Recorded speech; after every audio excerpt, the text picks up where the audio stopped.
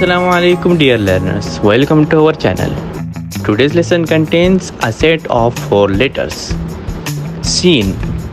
It is similar to the S but it is pronounced in more sharp tone. It is read with light, fluent and soft sound. Sheen. It sounds as sha in English. Sawt. It makes kind of an S sound but it doesn't really have an exact match in English. To pronounce sawt correctly, the tip of the tongue must press against the palate towards the front teeth. It is a heavy and full letter that uses the entire mouth to pronounce. Dot. Its sound doesn't have an identical match in English language and it is one of the hardest letters for pronunciation for all the letters.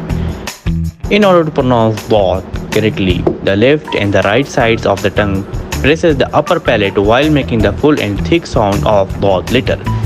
It is a letter that sounds like a combination of a full za and da letters.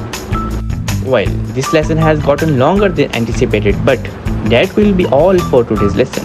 See you all soon with a new one. Happy learning. Allah Hafiz.